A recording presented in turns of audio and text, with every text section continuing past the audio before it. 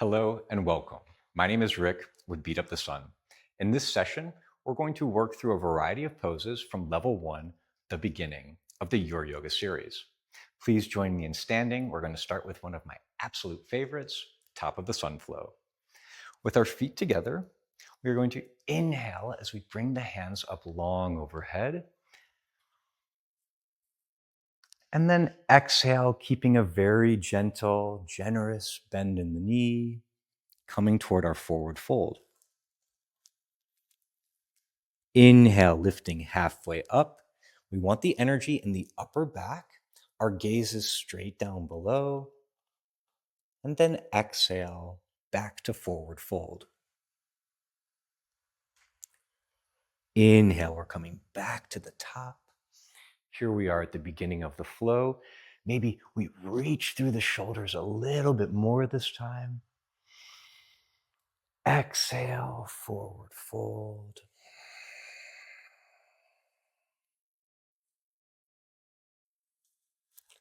Inhale, lifting halfway up.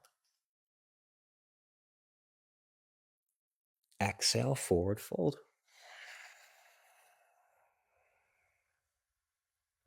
Inhale one more time around, lifting hands to the sky, reaching even further, elevating through the scapula. Exhale, forward fold.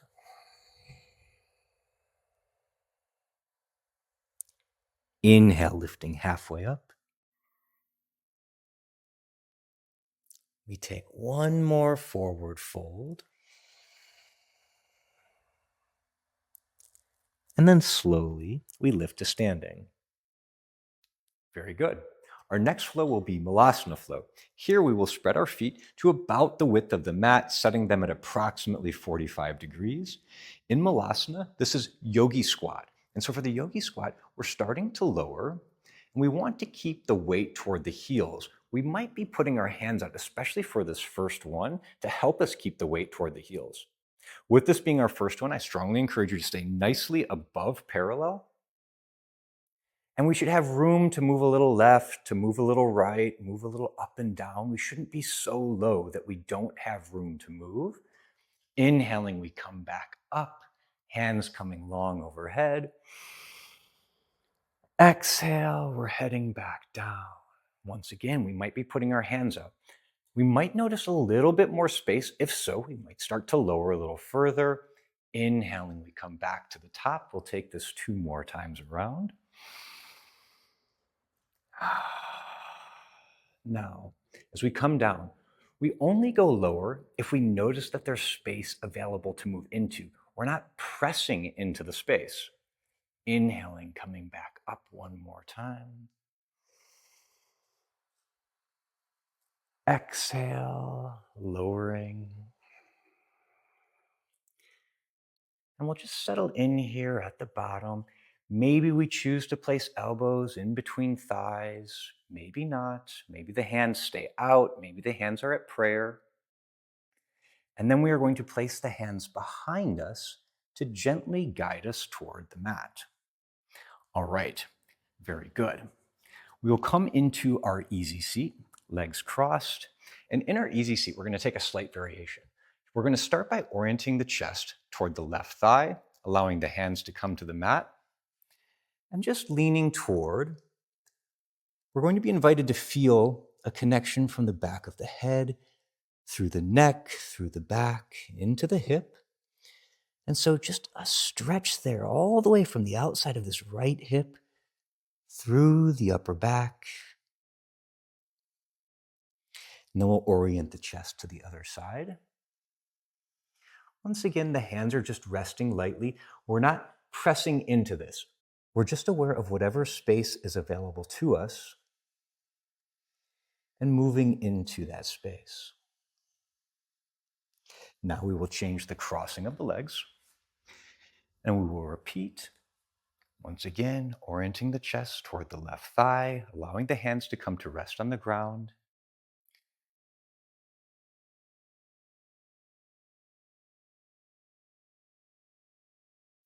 It's so nice. Switching sides.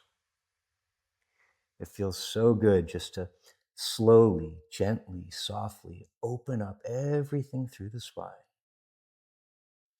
Hips opening. Very good. Okay, having done both sides, we're now going to switch to a new flow region with our hands and feet on the ground. So we are meeting in tabletop. And as we come into tabletop, we're stacking shoulders over wrists, hips over knees. You might choose to place a towel under the knees if you would like additional protection. And this might be the first time that you're bearing weight in the wrist and in the shoulder. And if so, if it's the first time that you're bearing weight through these joints today, then just taking a moment to listen. How is everything feeling? Is everything okay? And once you've determined that everything feels good, everything is stable, then we will begin with our cat and cow. So inhaling, the gaze shifts up. This is our cow pose. And exhaling, the gaze shifts back toward our navel. Inhale as the gaze shifts upward. Exhale, the gaze shifts back toward the navel.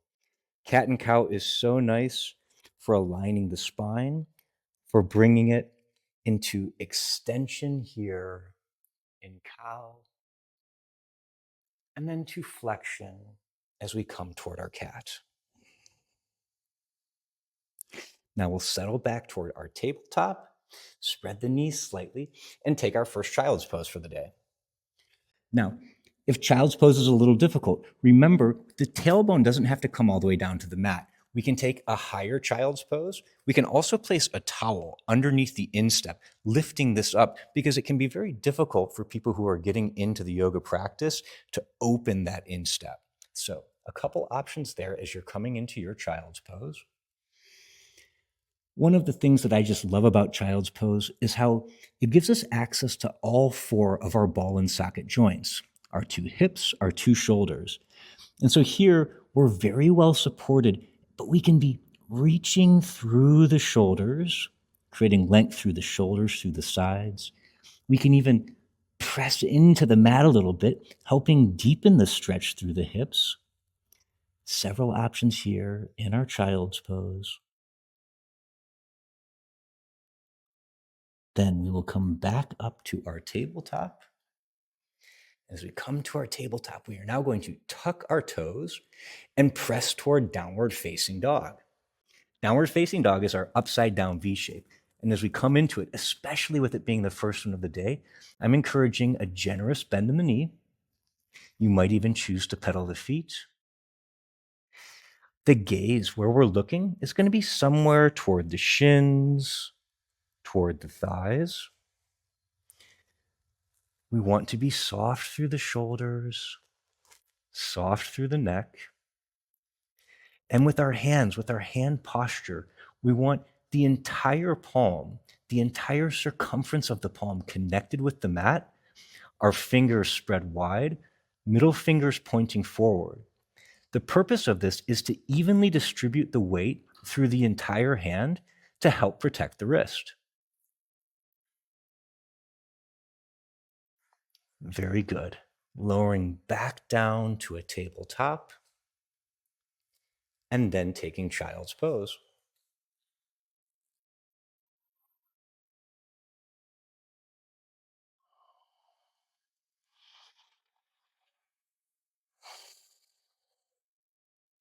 All right. Heading toward a seated position, we are now coming toward our seated forward fold. And so in seated forward fold, the toes are actively pointing up, the backs of the knees pressing toward the mat. We lift the hands up long overhead. We want to engage the core, and then staying long, hinging at the hips, we come forward until we find our edge. Once we find our edge, then we can relax the upper back, relax the arms, so long as we're keeping that core engagement. Here we'll take 3 breaths.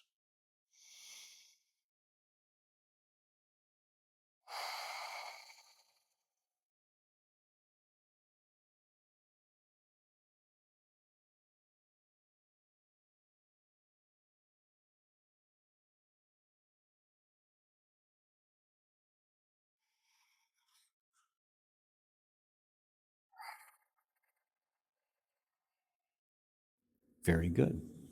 Next, we're going to head towards Sphinx.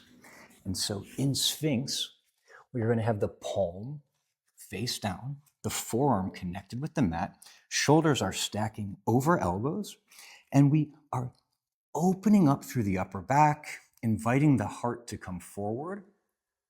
And so what we're doing here in Sphinx is counterposing some of the common postures that we find ourselves in. If we're seated at a desk for much of our day, we tend to slouch with the spine in flexion. And so this pose just invites us into extension, thereby counterposing that common posture. We're not pressing here, we're just inviting the heart forward, trying to relax, inviting the upper back to open.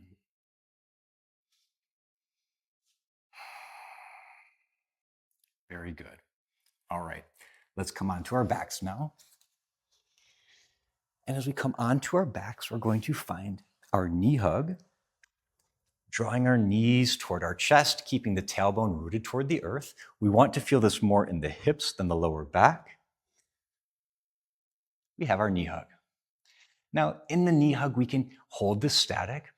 It can also feel good just to slightly massage the back by rolling left to right a little bit, or maybe moving the knees in circles a little bit. A couple ways to play here if we would like to.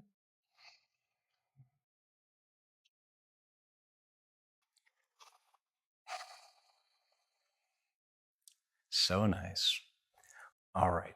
From our knee hug, we are now going to transition toward our supine twist. We allow the knees to release, finding about 90-degree angles through the hips, through the knees. Shins are approximately parallel to the ground. Now, if you would like to lift the ground up to you, you could use a bolster pillow or any pillow, a cushion that can lift the ground up so that we don't need to come down so far. That is one option here.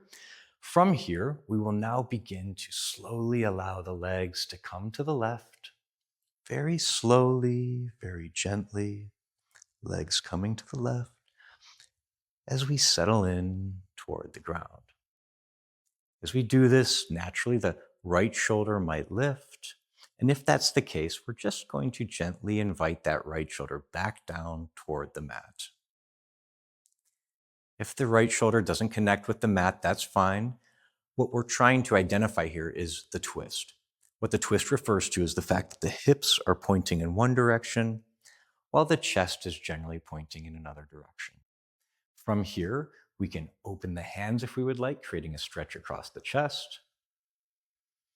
We can be looking straight up. We could be looking in the direction of our legs through our left hand.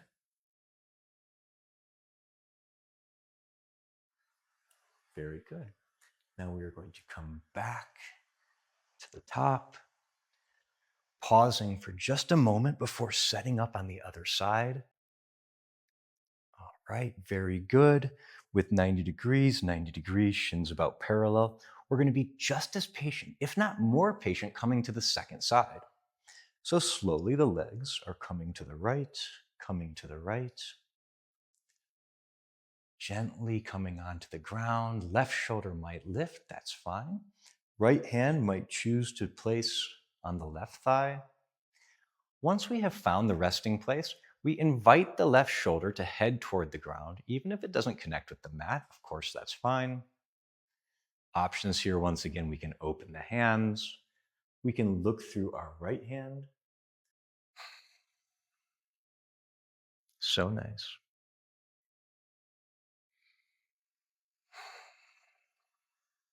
All right. Coming out of this, drawing the knees back to the top.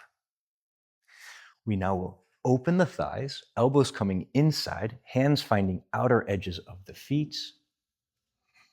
And this is our happy baby. Once again, with the happy baby, like the knee hug, this is more about the hips than the lower back, so try to keep the tailbone close to the ground. Also, like knee hug, we could be rolling a little bit left, a little bit right. We can be a little bit playful here. You might consider opening one leg a little bit, bringing this more toward the hamstring. If you do that, try the other side. So nice.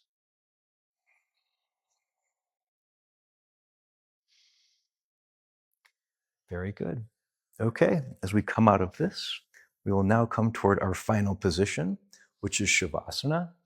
In Shavasana, our heels are about shoulder width apart, the toes naturally falling to the outside.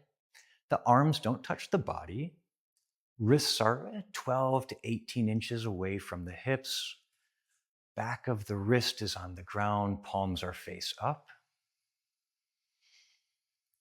And we invite our entire body to relax.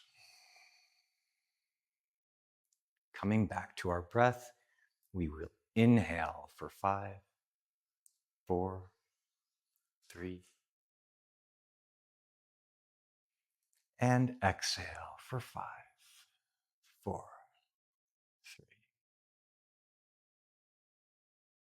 3. Inhale for 5.